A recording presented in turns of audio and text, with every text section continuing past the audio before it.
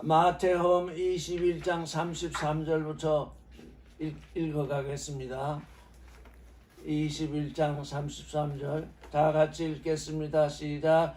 다시 한 비유를 들으라. 한 집주인이 포도원을 만들고 산을로 두르고 거기 집자른 구유를 파고 망대를 짓고 농부들에게 새로 주고 타국에 갔더니 실과 때가 가까움에 그 실과를 받으려고 자기 종들을 농부들에게 보내니 농부들이 종들을 잡아 하나는 심히 때리고 하나는 죽이고 하나는 돌로 쳤거늘 다시 종들을 처음보다 많이 보내니 저희에게도 그렇게 하였는지라.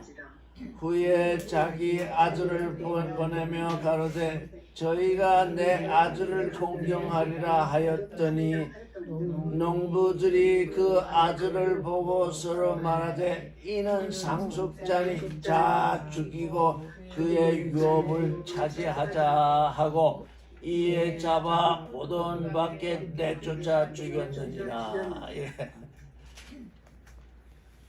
여기 지금 한 집주인 포도원의 주인 하나님을 지금 가리키고 있는 거죠. 징조하고 있는 거죠.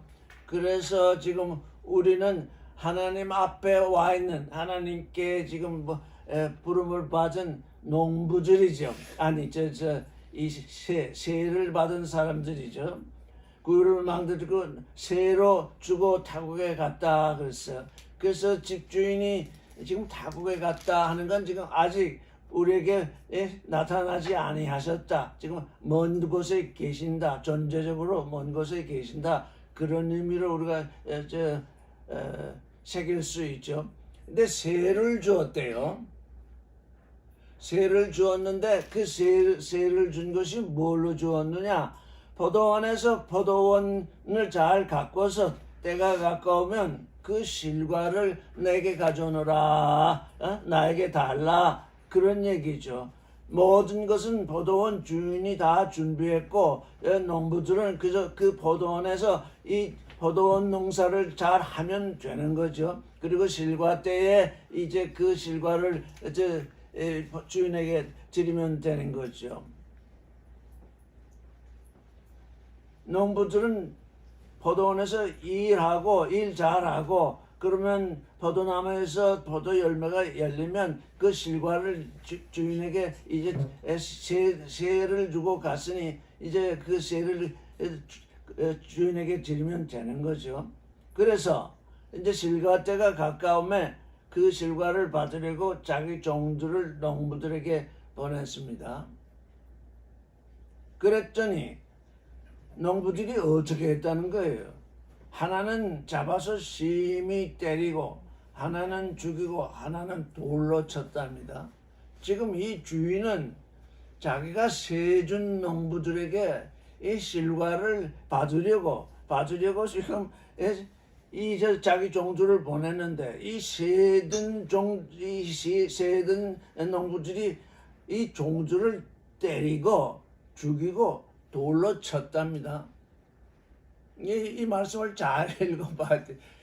하나님께 지금 하나님이 우리에게 지금 우리를 이 포도원의 농부로 지금 이렇게 일꾼으로 지금 우리를 이렇게 부르셨는데 그 포도원에 들어온 농부들이 어떻게 했느냐?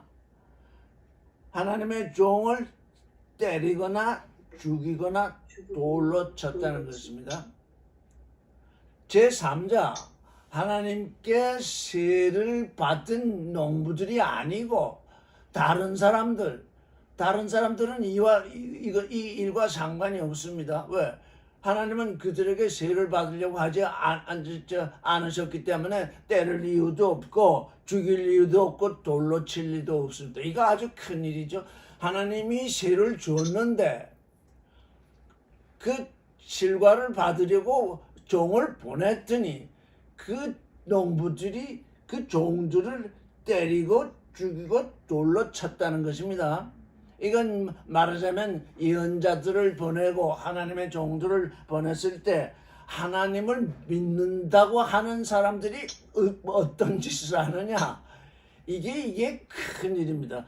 하나님께 은혜를 입었잖아요. 지금 이 포도원에 들어와서 포도원을 갖고 들어한 것은 하나님께 은혜를 입은 존재들이잖아요. 그 은혜를 입은 존재들이 종을 보냈더니 때리고 죽이고 돌로 쳤다는 겁니다. 이게 내가 아닌가? 내가 이 짓을 하고 있는 것은 아닌가? 그걸 알아야 돼요.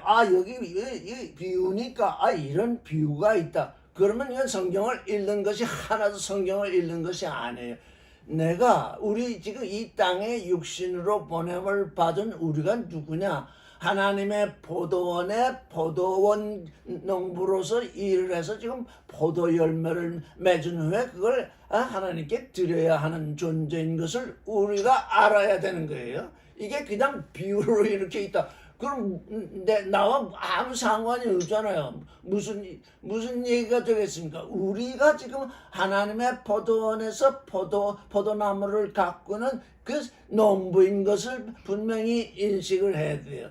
그래서 이 포도원을 가꾸면 포도 열매가 열리기 때문에 그것을 하나님께 드려야 돼요.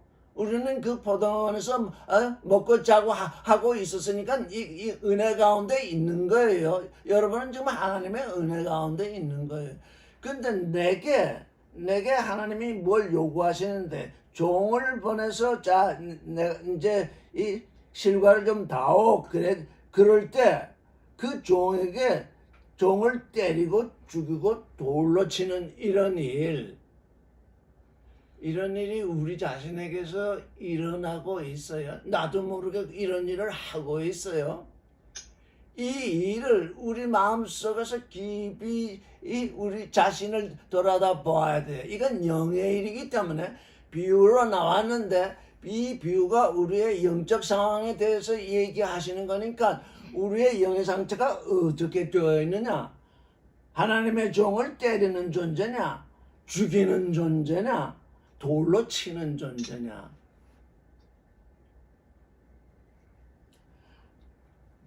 그래서 36절에 보면 다른 종들을 또 보냈대요. 하나님은 한 번 보내시는 게 아닙니다.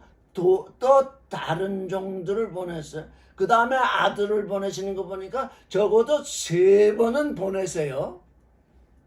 우리에게 3번은 보내신다고요? 예전에 제가 어렸을 때 이런 책을 본 적이 있어요. 산타크로스를 믿어라. 그렇게 그 조그만 책자가 있더라고요. 어렸을 때. 그래서 산타크로스를 믿는다는 말은 뭔가 했더니 그 책에서 하는 얘기가 인생에 있어서 아무리 적어도 3번은 기회가 온다. 3번은 기회가 온다. 근데 그 기회를 다 놓치는 사람들이 너무 많다. 여기 지금 이 농부들, 지금 하나님이 세놓은 그 포도원에서 3번 다 지금 하나님의 은혜 속에서 지금 살고 있는데 그 기회를 놓치잖아요. 놓치는 것도 보통 놓치는 것이 아니라 종을 때리고 죽이고 돌로 치는 그 일. 내 마음 가운데서 지금 내가 누구를 돌로 치고 있느냐, 누구를 때리고 있느냐, 누구를 죽이고 있느냐. 우리가 지금 우리 겉사람과 둘째 사람, 첫사람과 둘째 사람, 속사람이 둘째 사람이죠. 속사람이 있는데 이 겉사람이, 이 농부가 계속 뭘 하고 있느냐. 속사람을 때리기도 하고 죽이기도 하고 돌로 치기도 하고 있습니다. 이게 내 겉사람을 잘 봐야 돼. 이 농부가 뭘 하고 있느냐. 이 농부의 실상을 모르면 우리는 평생 예수 믿는다고 하다가 내게 온 그 하나님의 종을 때리고 죽이고 돌로 치고 있는 것입니다. 그런데 36절을 보면 또 다른 종들을 보냈더니 또 마찬가지로 했대요. 이 주인이 얼마나 은혜스럽습니까? 한 번 그랬는데, 한 번 그랬으면 그냥 멸망시켜도 되겠는데 2번째 보내잖아요. 2번째 보냈는데 2번째도 그런데요. 세 번째는 아들을 보내신대. 아들을 보내면서 하시는 말씀이 적어도 내 아들을 보내면 저희가 공경하리라. 그러고서 보내신대요. 농부의 아들, 아니 포도원 주인의 아들은 공경해야 되잖아요. 그런데 그 농부들이 우리 첫사람이 하는 말이 그 아들을 보고 서로 말하되 이는 상속자니 자 죽이고 그의 유업을 차지하자 말한대요. 이 농부들, 그러니까 이 농부들이 누구냐? 종교인들이에요. 종교인들. 예수를 믿는다고 하는 종교인들. 예수를 믿는 존재는 하나님의 아들이 되는 존재인데, 하나님의 아들이 되는 존재인데 하나님께서 그의 맏아들을 보내시면 얼마나 반갑겠습니까? 얼마나 즐겁겠습니까? 그를 영접해야 되는데 이 종교인들, 세상의 종교인들, 이거 참 내가 종교인이냐 아니냐 이거는 늘 깨어서 나를 관찰해 봐야 돼. 우리는 이게 종교인의 속성으로 자꾸 빠져들어요. 잠시라도 깨어있지 아니하면 종교의 속성에 빠져든다고요. 그래서 어떻게 한다는 거예요? 아들이다. 그 아들을 죽이면 이 포도원이 우리 것이 되겠네. 이렇게 착각을 하는 것입니다. 내 안에 그리스도가 오신다고 그러는데 이 종교인들은 뭘 한다는 겁니까? 그리스도가, 예수가 우리의 모든 죄를 대속하고 우리의 모든 고난을 다 짊어지셨으니 우리는 이 땅에서 잘 먹고 잘 살다가 천국 가면 된다. 그게 그 아들을 죽이는 일입니다. 여러분, 이게 기복신앙이라는 게 뭐냐면, 다시 말하면 아들을 죽이는 일입니다. 이 땅의 기복신앙이라는 게 뭐냐? 이 땅에서 이 땅을 상속해서 잘 살겠다는 거잖아요. 그건 뭐냐? 아들을 죽이는 일입니다. 상속자니 자 그의 유업을 차지하자 하고 이에 잡아 포도원 밖에 내쫓아 죽였느니라. 포도원, 지금 여기 포도원은 예루살렘을 징조하고 있습니다. 예수께서 십자가에 못 박히신 곳이 예루살렘 성 밖입니다. 지금 우리 주님께서는 지금 성 밖으로 내쫓김을 받아서 거기서 죽을 그 일을 지금 미리 지금 여기서 얘기하고 계신 겁니다. 포도원 밖에 내쫓아 죽였느니라. 예수는 자기가 지금 예루살렘 성 밖에서 죽을 그 일을 지금 말씀을 하고 계십니다. 40절 같이 읽겠습니다. 40절 시작. 그러면 포도원 주인이 올 때에 이 농부들을 어떻게 하겠느냐? 저희가 말하되 이 악한 자들을 진멸하고 포도원은 제때의 실과를 바칠 만한 다른 농부들에게 새로 줄지이다. 예수께서 가라사대 너희가 성경에 건축자들의 버린 돌이 모퉁이의 머릿돌이 되었나니 이것은 주로 말미암아 된 것이요 우리 눈에 기이하도다 함을 읽어본 적이 없느냐. 그래서 포도원 주인이 종들을 2번이나 보내고 아들을 보냈는데 농부들이 이런 폭행을 하고 있으니 그 주인이 멀리 여행을 갔다가 이제 올 때에 이 농부들을 어떻게 할 것이냐, 이 종교인들을 어떻게 할 것이냐. 예루살렘은 유대 종교인들로 가득합니다. 거기에는 대제사장도 있고 서기관들도 있고 바리새인도 있고 전부 율법을 지키면서 하나님을 섬긴다고 하는 존재들, 지금 포도원을 잘 가꾸고 있다고 하는 이 존재들이 지금 아들을 죽였으니 어떻게 하겠느냐? 그 듣는 사람들이 말하기를 이 악한 자들을 진멸하고 포도원은 제때의 실과를 바칠 만한 다른 농부들에게 세를 줄지이다. 그런데 하나님은 우리에게 지금 이 포도원, 우리 자신을 포도원으로 삼아서 우리 육신을 포도원으로 삼아서 지금 이제 포도 열매를 열게 하시는데 이거 남의 것에 충성된 자라야 제 것에 충성된 자가 되는 그 일을 지금 예수께서 말씀하시는 거예요. 내가 지금 하나님의 일을 한다 늘 그러고 있잖아요.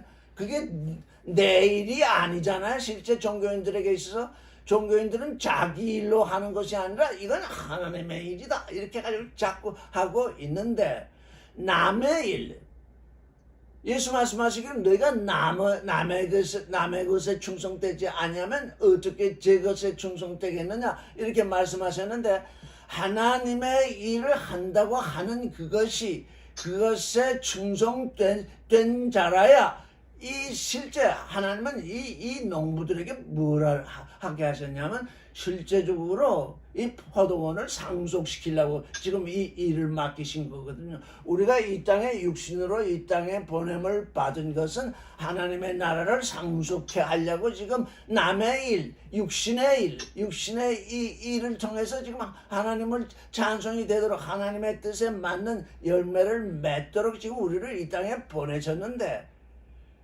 이 땅에 보내준 그 일을 못하고 그 일을 하라고 보냈더니 아들을 죽이는 그런 일을 하니 어떻게 하나님의 나라를 상속하겠어요? 이 지금 농부에게 세를 주었다고 그러잖아요. 하나님의 포도나무에서 열매를 맺어서 그 열매를 아버지께 드리는 그들을 하나님의 아들로 삼으려고 지금 하나님은 하시는 것입니다. 그 예정이 하나님께 있습니다. 근데 이 농부들은 그것을 모릅니다. 그거를 알지도 못합니다. 알려고도 하지 아니합니다. 그저 육신에 속한 것만 잡고 정신이 팔려서 그저 그것만 하려고 합니다. 그럴 때 아들이 왔을 때 그 아들을 영접하지 못합니다. 아들을 죽이게 됩니다. 그래서 42절에 너희가 성경에 건축자들의 버린 돌, 건축자들, 이 종교인들, 모든 종교인들은 뭘 했느냐? 건축자들의 버린 돌, 그때 버려버렸어요. 하나님의 성전의 모퉁이가 될 그 돌을 버렸어요. 그를 죽였어요. 건축자들, 이게 누구예요? 이게 종교인들이요, 윤리인이요, 도덕인이요, 철학인이요, 이 세상에 속한 모든 잘난 사람들입니다. 이게 건축자들입니다.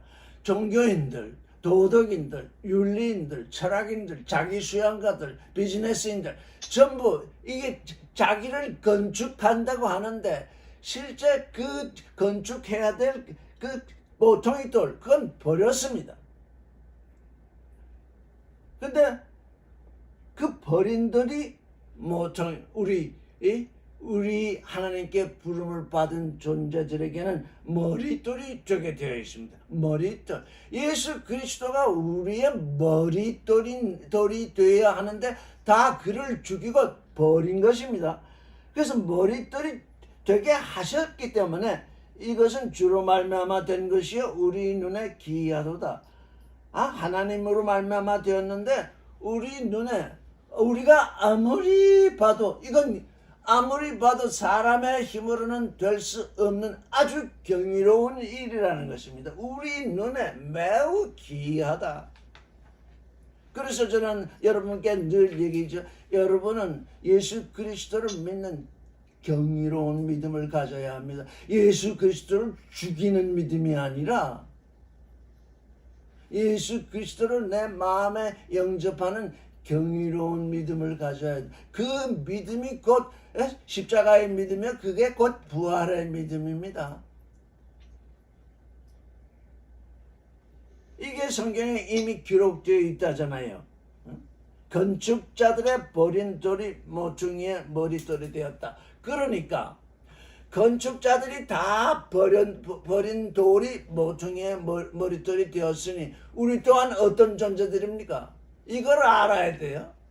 예수가 모퉁이에 머릿돌이 되었다. 그것만 가지고는 안 돼. 우리 또한 여기 모인 모든 사람 무슨 소리예요? 건축자들이 다 버렸어요. 너희는 쓸모가 없다. 여기 쓸모 있다고 여기 있는 존재들은 여기에서 하나님의 말씀을 듣지 아니합니다. 왜? 세상이 필요하다고 해서 세상에서 쓰고 있는데 내가 세상의 돌이 되어야지 어떻게 여기 와서 돌이 되겠습니까? 그 모퉁이 돌과 함께 지금 성전을 이루는 존재들은 뭐냐? 건축자들이 다 버렸습니다. 쓸데없다. 너희는 우리한테 아무 소용이 안 된다. 그 버림을 당했어요. 그 버림을 당한 존재들이 이 모퉁이 돌 때문에 이분을 영접했기 때문에 이제 한 몸을 하나님의 성전으로 세우게 되는 이런 일을 하게 되죠. 성전이 딴 데 있는 것이 아닙니다. 사람의 손으로 지은 그 집, 그건 성전이 아닙니다. 나의 몸, 이게 성전인 것입니다. 이게 지금 하나님께 드려져야 하는 거룩한 집인 것입니다. 내 이 안에 그리스도가 계시고 이 안에 나의 나됨을 이루는 속사람이 내 안에 함께 있는 거거든요. 머릿돌과 함께 그렇게 귀하게 여김을 받는 그 일이 지금 그리스도 안에서 일어나고 있는데 그게 어떤 일이냐? 그게 매우 경이로운 일이다. 이건 경이로운 믿음 빼놓고는 아무것도 될 수 없어요. 오늘날 종교인들, 기독교인이라고 부르는 많은 종교인들이 다 세상을 향하고 있어요. 뭔가 크고 뭔가 높고 뭔가 강하고 뭔가 부유한 것을 이렇게 이루려고 하는데 그건 그리스도께 우리가 부름을 받은 그 일이 아니에요. 그리스도와 함께 지금 그 모퉁이 돌과 함께 지금 거룩한 성전, 우리 자신, 밖에 지어진 집이 아니라 우리 자신, 예수 그리스도로 말미암아 우리 자신이 성전이 된 것입니다. 그게 지금 예수 오신 지 2000년이 지나가도록 그게 자꾸 감춰요. 왜? 네가 성전이다 그러면 이게 너무너무 겁신하거든요. 네 자신이 성전이다 그러면 너무너무 겁신하거든요. 사람의 손으로 아주 화려하게 지은 집이 성전이다 그러면 거기 가서 좀 뭐 하고 이러면 그 위로를 받는데 내가 성전이다 그러면 이건 완전히 뒤집히는 거거든요. 완전히 두렵거든요. 그래서 그 얘기를 하지 않고 자꾸 숨기며 숨어듭니다. 성전에 간다고 하는 것이 저 사람의 손으로 지은 그 집에 가는 거, 그걸 성전에 가는 걸로 아는데 내가 성전으로 불림을 받았다는 그 인식이 지금 여기서 되어지지 아니하면 안 됩니다. 그것 때문에 지금 예수께서 십자가에 지금 죽으시는 것입니다. 내가 성전이다 하는 그것 때문에 지금 예수께서 우리를 성전되게 하기 위해서 십자가에 지금 못 박혀 죽으시는 이 일을 위해서 지금 예루살렘에 올라오신 거거든요. 43절을 읽겠습니다. 그러므로 내가 너에게 이르노니 하나님의 나라를 너희는 빼앗기고 그 나라의 열매 맺는 백성이 빠지리라. 이렇습니다. 하나님의 나라가 있는데 이 종교인들로 있으면 빼앗긴대요. 이미 그 포도원에 들어와 있어요. 포도원에 들어와서 열매를 맺고 아들이 오면 그 열매를 그에게 드려야 되는데 그렇지 못하니까 그 나라의 열매 맺는 백성만이 받는다.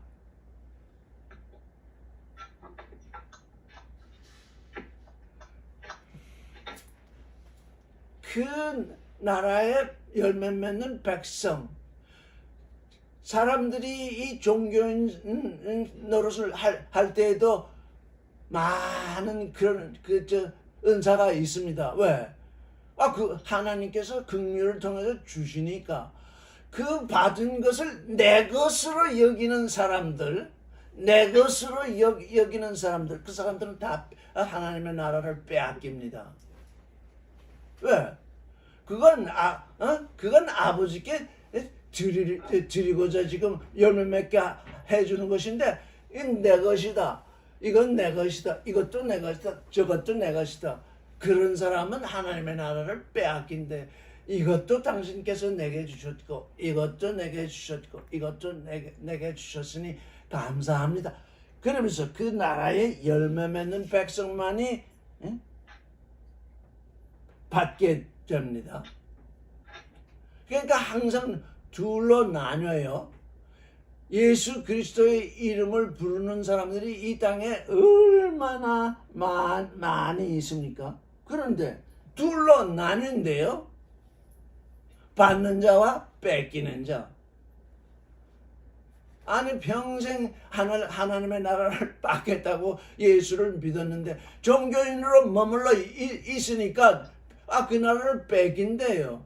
그거 얼마나 엄청난 손실입니까? 낭비입니까? 아니 하나님의 나라를 받겠다고 평생 했는데 그 종교인으로 머물러 있었더니 그걸 뺏긴대요. 하나님의 아들로 유월이 돼야 되잖아요. 그 나라의 열매를 맺어야 되잖아요. 맺은 것을 아버지께 드려야 되잖아요. 아버지가 그걸 요구하는 것은 뭐냐? 네가 나의 나라를 받을 자격이 있느냐 없느냐 그걸 알아보시기 위해서 그러시는 겁니다. 네가 이 농사를 지어서 열매를 많이 맺었는데 그게 내게 받은 것이니 내게로 가져와라. 그게 하나님이 그걸 뺏어가려고 하는 것이 아니라 내 마음이 나와 하나 되어 있느냐, 내 마음이 나를 사랑하고 있느냐, 내 마음이 나와 하나 되고 있느냐, 그거 보시려고 그걸 달라고 그러세요. 그거 보시려고. 근데 못 주겠습니다.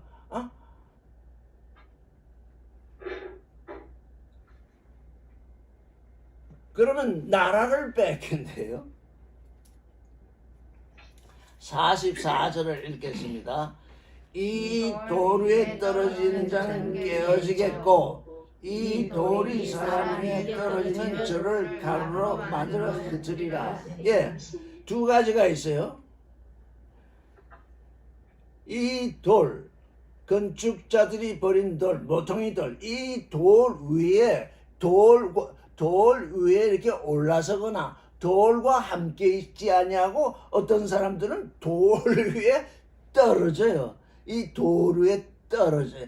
떨어지는 자는 어떠냐? 깨어진다.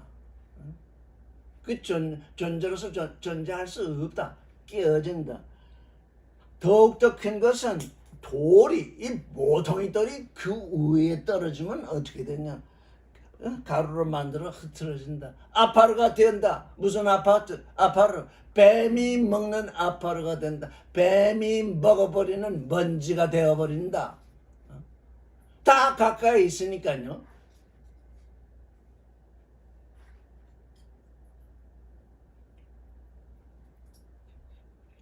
(45절을) 읽겠습니다. 대제사장들과 바리새인들의 예수의 비유를 듣고 자기들을 가리켜 말씀하시는 줄 알고 잡고자 하나 무리를 무서워하니 이는 저희가 예수를 선지자로 알미더라. 예언자로 알미더라. 이 구약시대에 이스라엘에서는 예언자, 하나님이 보내신 예언자를 사람들이 매우 두려워했죠. 그래서 대제사장들과 바리새인, 대제사장들과 종교인들 예수의 비유를 듣고 자기들을 가리켜 말씀하신 줄 알고, 우리가 이 일을 알면 좋겠습니다. 예수의 이 비유가 우리 자신에 대해서 한 비유인 줄 깨닫는다면 얼마나 좋을까요? 그런데 자기들을 가르쳐서 말씀하신 줄 알았으면 회개를 해야 될 텐데, 자기들을 가르쳐 말씀하신 줄 알고 그들이 어떻게 했냐? 잡고자 했어요. 잡아서 죽이고자 한 거죠. 죽인다는 건 말은 아직 안 나오지만 그를 잡고자 했는데, 그 사람들이 무서워한 게 뭐냐? 대중을 무서워하고 있어요. 이 지금 오늘날 종교 형상 대중을 섬기는 일입니다. 많은 사람, 많은 돈, 많은 행사, 이걸 해야 구원되는 줄 알잖아요. 이게 지금 그래서 다니엘서에서 지금 세력의 신, 이 좀 나중 때에 어떤 사람들이 어떤 신을 섬기느냐, 하나님을 섬기는 것이 아니라 세력의 신, 그저 크고 넓고 강하고 부유한 하게 되는 그걸 만들어주는 그 신, 그걸 세력의 신이라 하는데 그 신을 믿는데요. 하나님은 우리를 아들이 되게 하시라고 하는데 이 세상의 종교는 크고 넓고 강하고 부유하게 되는 그 신, 그게 기복신앙이잖아요.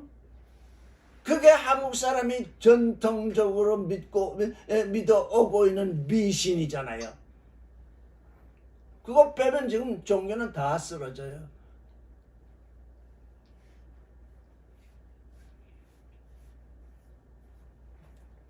이 22장 1절을 읽겠습니다. 시작.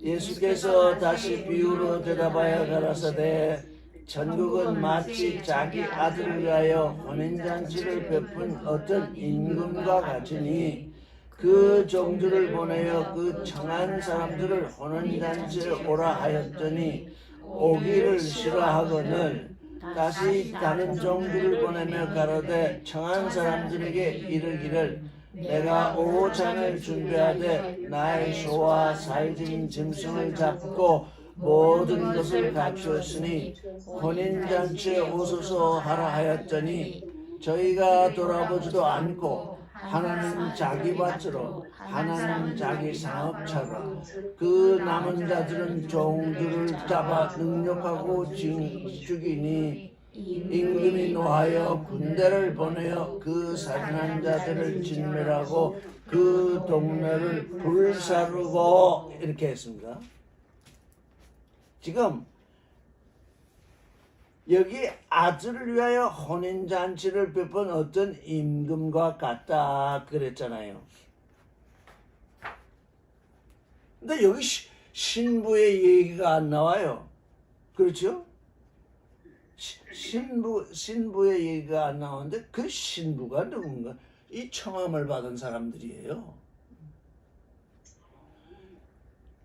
이 청함을 받은 사람들, 이게 예수 그리스도의 신부로 지금 청함을 받고 있거든요.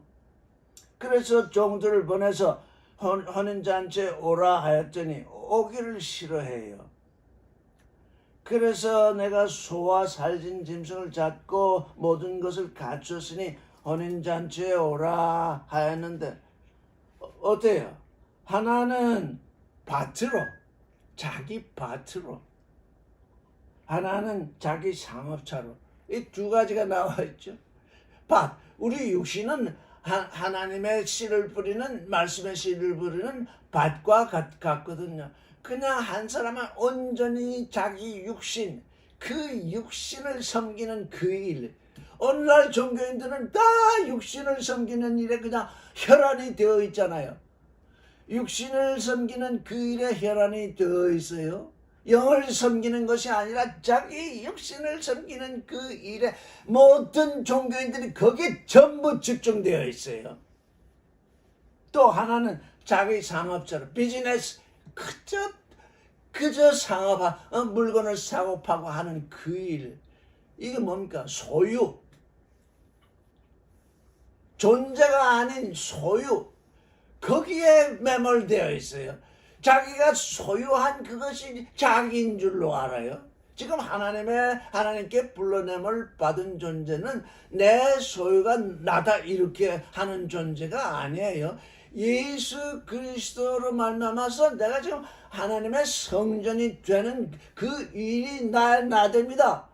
이렇게 생각을 해야 되는데 전부 내가 당신을 섬겼는데 새벽 기도도 열심히 하고 11조도 열심히 내고 봉사도 열심히 했으니 이제 내게 복을 내려주소서. 그게 뭡니까? 그게 장사예요. 이 장사하는데 이 세상 밖에 나가서 장사한다 이렇게 생각하면 또 틀려요. 예수께서 지금 성전에서 이 소 팔고 양 파는 사람들 다 내어 쫓으시면서 하시는 말씀이 내 집은 기도하는 집인데 너희는 지금 강도의 그릇을 만든다 그러잖아요. 이 상업화를 한다는 건 뭡니까? 그리스도 안에서 그리스도를 본받는 그 일을 버리고 자꾸 딴 일을 하면 그게 강도의 그릇을 만드는 거잖아요. 상업차로 갔어요. 응? 자기 밭으로. 종교나 윤리나 도덕이나 철학이나 이 모든 건 뭡니까? 자기 밭을 꾸미는 일이에요. 자기 밭, 내 밭.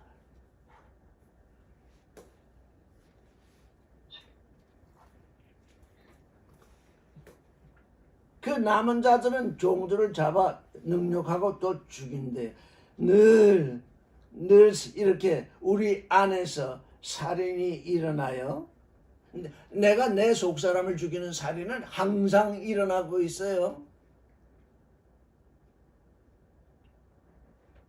임금이 놓아여 군대를 보내어 그 살인한 자들을 진멸하고 그 동네를 불사르고 8절 같이 읽겠습니다. 시작. 이에 종들에게 이르되 혼인잔치는 예비되었으나 청한 사람들은 합당치 아니하니. 예. 종들에게 말하기를 혼인잔치는 예비되었는데 청한 사람들이 합당하지 아니하다. 그들은 자신들이 이 지금 임금은 모든 사람들을 청하셨는데 그들은 자신들이 거기에 합당하지 않다고 여겨서 어떻게 밭으로 가고 상업차로 가고 또 어떤 존재들은 종들을 잡아 능욕하고 죽였잖아요. 그래 어떻게 한다는 겁니까? 9절 읽겠습니다. 시작. 사거리 길에 가서 사람을 만나는 대로 혼인잔치에 청하여 오라 한데 종들이 길에 나가 악한 자나 선한 자나 만나는 대로 모두 데려오니 혼인자리에 손이 가득한지라. 임금이 손을 불어 들어올 때에 거기 예복을 입지 않은 한 사람을 보고 가로되 친구여 어찌하여 예복을 입지 않고 여기 들어왔느냐 하니 저가 유구무원이거늘. 임금이 사원들에게 말하되 수족을 결박하여 바깥 어둠에 내어던지라.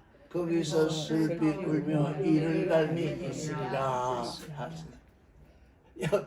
여기 아주 귀한 일이 일어나고 있어요.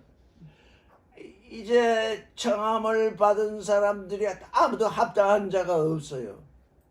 그래서 임금은 또 다시 말하기를 사거리에 나가라. 거기서 사람을 만나는 대로 혼인잔치에 청하여 오라. 그 종들이 길에 나가서 악한 자나 선한 자나 우리는 선악지식으로 사는 존재가 아닙니다. 첫사람은 아직도 우리도 늘 선악지식에 매여 삽니다. 근데 이건 하나님의 뜻이 아닙니다. 하나님은 선악으로 우리를 구원하시는 게 아닌 것이 여기 분별이 나오죠. 선한 자나 악한 자나 너희가 누구를 선하다 여기고 악하다 여기든 네가 네 자신을 선하다 여기든 악하다 여기든 그건 나하고 아무 상관이 없다. 여기서 지금 우리는 이 선악 지식을 완전히 폐해야 합니다. 자꾸 우리는 이 세상에서 태어나서 이 세상의 교육을 받고 이 세상이 선악 지식 위에 세워져 있기 때문에 항상 거기에 끌려다니는데 우리 하나님은 선한 자나 악한 자나 그건 나와는 상관없는 일이니 그들을 다 불러오너라. 그래서 다 불러왔더니 혼인자리에 손님이 가득해요. 임금이 손을 보러 들어올 때 예복을 입지 않은 한 사람을 봤어요. 여기 예복이 뭐겠습니까? 지금 아까 조금 전에 제가 얘기하기를 이 혼인자리에 초청함을 받은 사람은 사실 신부거든요. 지금 혼인을 하게 되는데 신부가 아무 화장도 없이 그냥 멀쩡하니 들어와 있으면 그게 결혼식이 되겠습니까? 근데 지금 좀 더 들어가서 이 예복이라는 게 뭐겠습니까? 이사야는 말하기를 의는 겉옷이요 구원은 속옷이라 그랬습니다. 신부가 아무리 잘 꾸미고 들어올지라도 속옷을 잘 입은 후에 겉옷을 입지만 속옷은 보이지 아니합니다. 겉에 입은 옷이 보입니다. 겉에 입은 옷이 뭐예요? 의. 그 하나님을 믿는 의. 악인이나 선인이나 너희 자신이 너희 첫사람이 누구를 선하다 악하다 하든 그건 아무 상관이 없다. 왜? 나를 믿는 그 믿음이 의다. 그 의를 입고 오너라. 이런 얘기잖아요. 근데 여기 들어온 사람은 뭐예요? 내가 이 세상을 얼마나 잘 살았는데 이 세상을 도덕적으로 살고 윤리적으로 살고 자기 상황을 거쳐서 이 지금 예수 믿는다고 하는 사람들 가운데 참으로 더욱더 어려운 존재가 있는데 뭐냐? 자기 선으로 사는 존재, 즉 종교로 사는 존재, 윤리로 사는 존재, 철학으로 사는 존재. 그게 자기 의거든. 내 의와 하나님을 믿는 그 믿음의 의를 비교해 볼 때 자기 의가 더 나아 보이거든요. 더 나아 보이면 어떻게 하겠습니까? 자기 옷을 벗지 않겠지요? 그건 뭐 내 옷을 입고 그냥 들어가리라. 근데 하나님은 뭘 원하시느냐? 우리 조금 전에 우리가 기도할 때 하늘에 계신 우리 아버지의 이름이 거룩히 여김을 받으시옵소서. 하나님은 선의 옷도 악의 옷도 윤리의 옷도 종교의 옷도 아닌 거룩한 옷, 거룩의 옷, 예수 그리스도로 말미암아서 거룩한 신부가 된 그 옷, 믿음으로 말미암아 의가 오고 의로 말미암아 이제 우리가 거룩에 이르게 되는데, 그러니까 의는 알파요 거룩은 오메가인데 이 거룩한 옷, 우리가 거룩한 옷을 입고 있어야 그리스도와 함께 이제 거하게 되잖아요. 그와 혼인하게 되는 거잖아요. 여기 지금 옷을 입지 않았다. 예복을 입지 않았다. 나는 종교인으로 있는 것이 내게 더욱 더 좋은 옷입니다.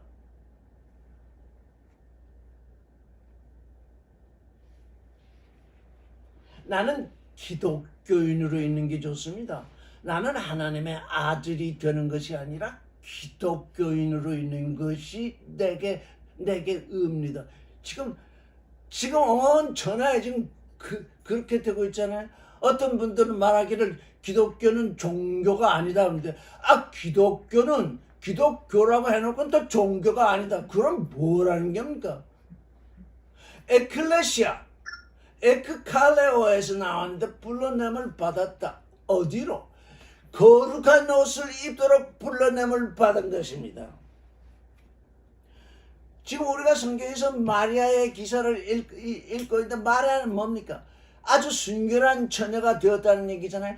그 순결한 처녀의 마음에 하나님의 거룩한 말씀이 뿌려져서 하나님의 아들이 나아지는 거잖아요. 지금 우리에게 일어나고 있는 이 새 창조, 다른 아무 것이 아닙니다. 우리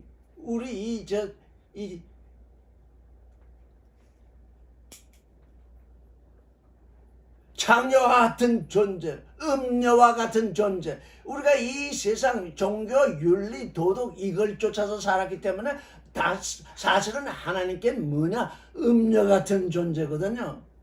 음녀 같은 존재가 거룩한 아들을 낳아야 되기 때문에 예수께서 십자가를 지신 겁니다. 십자가를 지셔서 우리의 죄를 사하셨기 때문에 우리가 이제 정결한 처녀로 그리스도 앞에 나왔습니다. 그 정결한 처녀로 그리스도 앞에 나왔기 때문에 하나님으로 말미암아 거룩한 씨가 뿌려져서 우리가 이제 하나님의 아들을 낳게 되는 것입니다. 그래서 거룩한 옷, 의의 옷, 이것을 입고 들어와야 되는데 엉뚱하게 자기 옷을, 자기 선의 옷, 자기 악의 옷, 그걸 또 입고 들어와 있어요. 종교의 옷, 윤리의 옷, 도덕의 옷, 전통의 옷, 이런 거.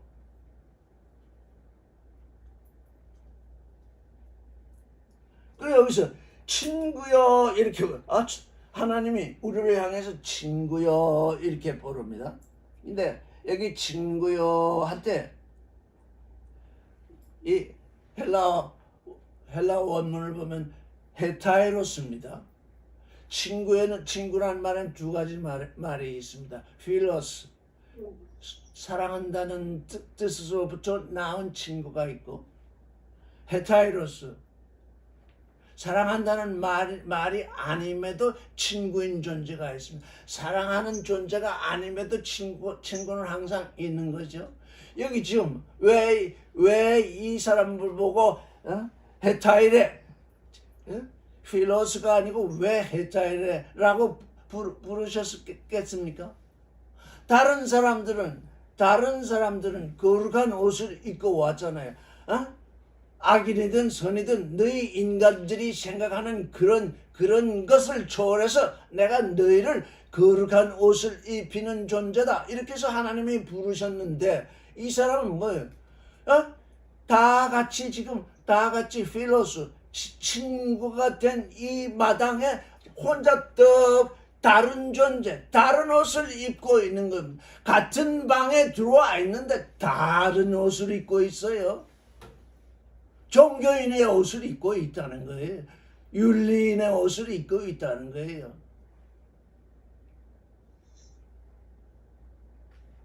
내가 무엇이 되랴 하고 또 자기 비하의 옷을 또 입고 있을 수도 있습니다.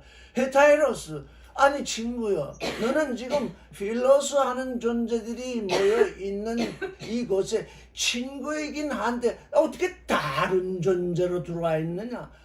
여기에 지금 우리가 하나님께 불러냄을 받은 존재들이 하나님의 아들의 옷을 입지 아니하고 종교인의 옷을 입고 있는 일을 징조하고 있는 겁니다. 지금 얼마나 온 세상이 지금 종교인의 옷을 입고 있습니까?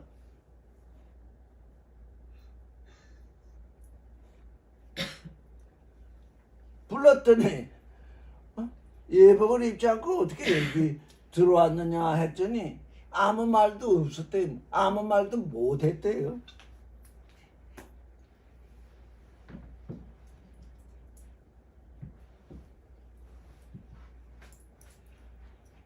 이 세상에서는 우리가 이 세상에 있을 때에는 이 윤리의 옷을 입든 도덕의 옷을 입든 종교의 옷을 입든 그저 자기 주장할 수 있습니다. 왜?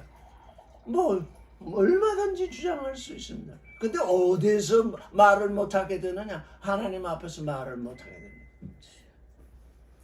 내가 지금 여러분 지금 우리가 지금 우리 입을 열어서 여러 가지 얘기를 하고 있는데 그래서 서로 간에 얘기를 하고 있는데 내가 지금 하는 말이 하나님 앞에서 하는 말이냐? 그걸 늘 깨어서 지금 내가 하는 말을 내가 들어야 합니다. 나는 얼마든지 누구든지 얘기할 수 있습니다. 자기 주장할 수 있고 이렇게 얘기했다 저렇게 얘기할 수 있고 얼마든지 반박할 수 있고 자기 정당화를 할 수가 있습니다. 그런데 어디서 말을 못하게 되느냐? 아버지 앞에서 하나님 앞에서 임금 앞에서 말을 못하게 됩니다. 아무 말도 못하게 됩니다. 그러니까 내가 누구 앞에서 지금 얘기를 하고 있느냐 하는 것입니다. 지금 여러분 앞에 누가 있느냐? 다 하나님의 아들들이 그 안에 있잖아요. 지금 하나님을 닮아가는 존재들이 그 안에 있잖아요.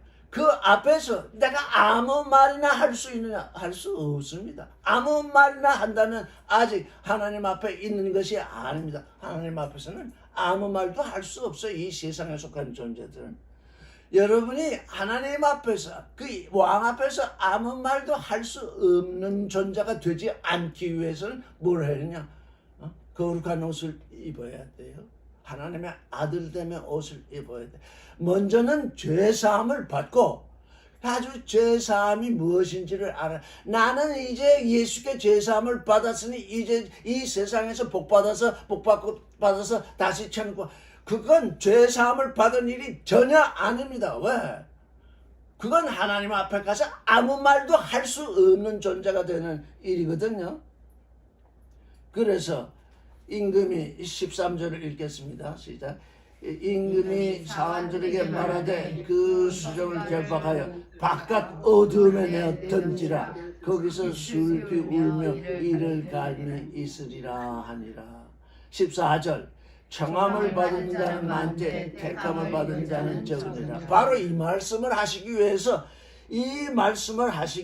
지금 이 앞에 있는 이 말씀을 하신 겁니다. 비유 말씀을. 청함을 받은 자는 많다. 다 예수께 청함을 받았잖아. 다 예수를 믿는다고 하잖아요. 그런데 청함을 받은 자는 많대 뭘 하지 않았어요? 거룩한 옷을 입지 않는 것입니다. 죄사함에 통해서 의의 옷을 입은 자만이 이제 거룩으로 들어오게 되는데 의의 옷도 입지 못했으니 선악을 떠나보내지도 않았으니 어떻게 거룩한 옷을 입고 혼인 자리에 나아가겠습니까? 청함을 받은 자는 많되 책함을 받은 자는 입은 자는 적다. 이 얘기를 우리가 우리 자신에게 해야 한다. 먼저 나 자신에게 얘기해야 됩니다. 내가 청함을 받았는데 거룩한 옷을 지금 입는 대로 나아가느냐? 내가 지금 주님의 이 죄사함의 의의 옷을 입고 있느냐? 이제 내가 거룩한 옷을 입고 하나님의 말씀으로 말미암아 거룩한 아들을 낳아야 되겠는데 죄사함을 받았다는 그 자체가 지금 틀렸잖아요. 너는 정결한 처녀다. 정결한 처녀는 그리스도와 결혼하는 처녀인데 세상을 향해 있으니 그게 어떻게 죄사함을 받은 것이 되겠는가? 정결한 처녀가 된 것인가? 청함을 받은 자는 많되 택함을 입은 자는 적다. 이게 내게 하시는 말씀입니다. 청함을 받은 자는 많되 택함을 입은 자는 적은 이 세상 얘기로 이렇게 하면 이건 우리에게 말씀이 와 있는 것이 아닙니다. 내가 나의 삶이 지금 택함을 입은 그 삶을 살고 있는가? 예복을 입고 있는가? 그리스도와 함께 하는 그 존재인가? 그게 지금 우리에게 다가와 있는 말씀인 것입니다.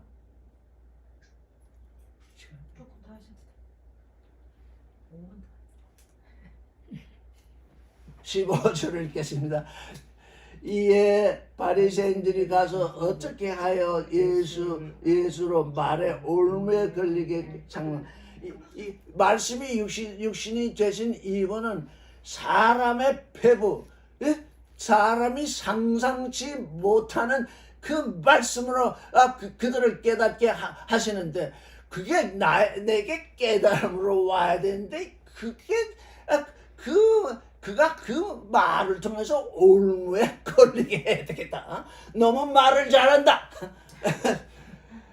그래서 이제 기독교인들은 말쟁이라고 그러잖아요. 왜?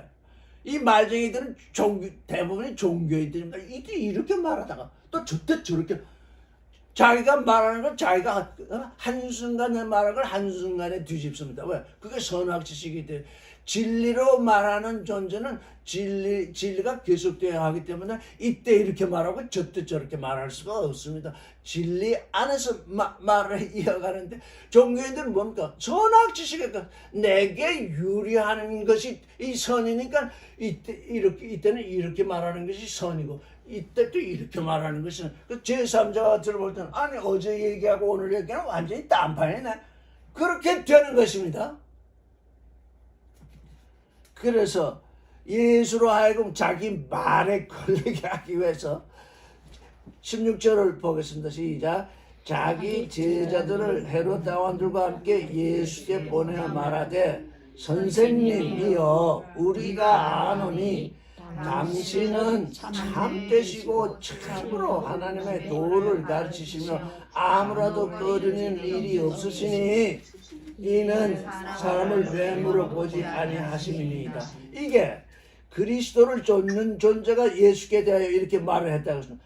주님, 당신은 참되시고 진리로서 하나님의 도를 가르치시고 아무도 꺼리는 일이 없으시니 이는 사람의 얼굴을 보지 아니하시기 때문입니다. 그리스도를 쫓는 존재가 이런 얘기를 한다면 이건 진리입니다.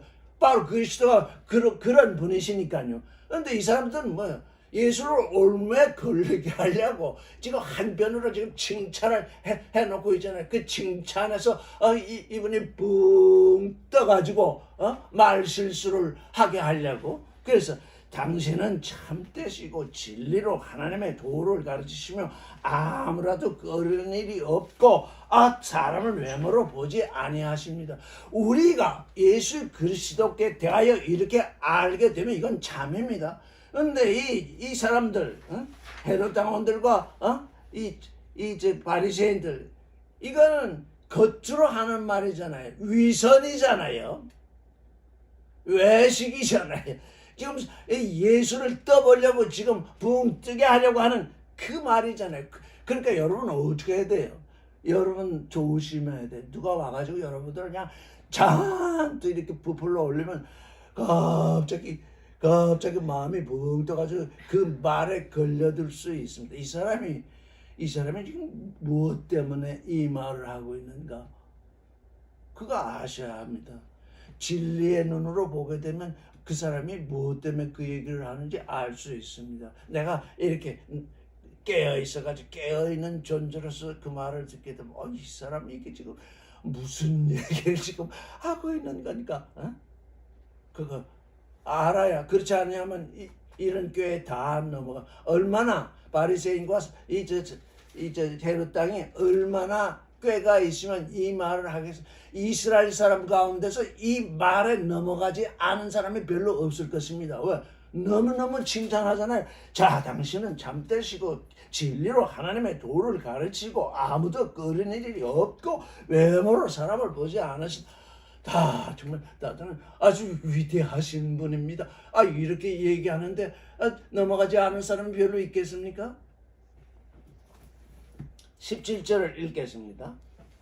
그러면 당신의 생각은 어떠한지 우리에게 이르소서. 가이사에게 세를 바치는 것이 가하니까 불가하니까 한데 18절 예수께서 저희의 악함을 아시고 가라사대 외식하는 자들아 어찌하여 나를 시험하느냐.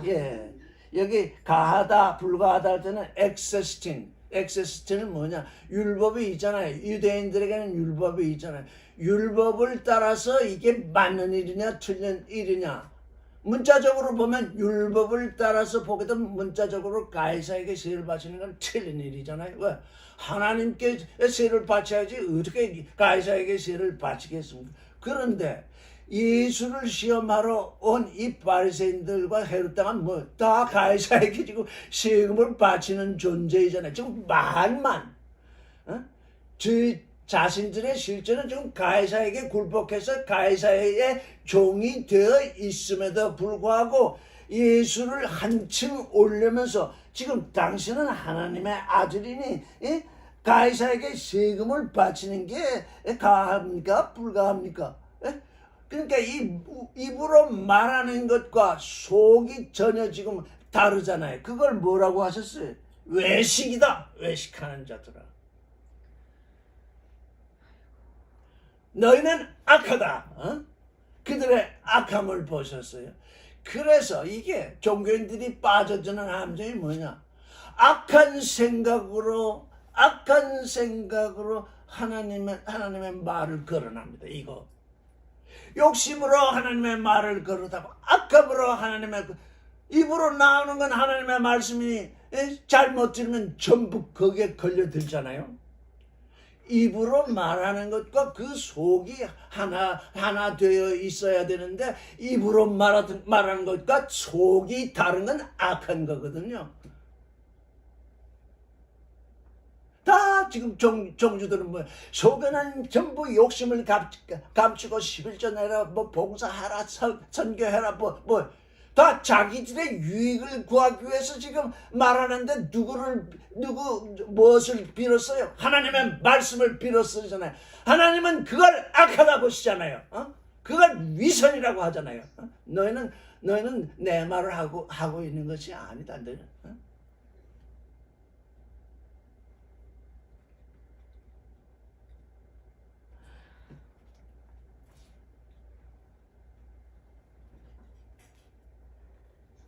지금 19절 읽고 다음 시간에 하겠습니다. 시작.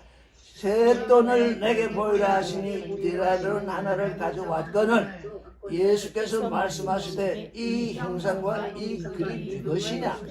가이사의 것이니라. 이에 가라사대 그런즉 가이사의 것은 가이사에게 하나님의 것은 하나님께 바치라. 예수는 진리의 왕이십니다. 진리의 왕이 위선을 행하고 있는 이들이 지금 하는 질문에 걸려들겠습니까? 얼마에 걸리겠습니까? 완전히 그들의 질문을 초월하는, 그들이 도대체 알 수 없는 진리의 말씀으로 지금 뭐라고 하셨습니까? 가이사의 것은 가이사에게, 하나님의 것은 하나님에게.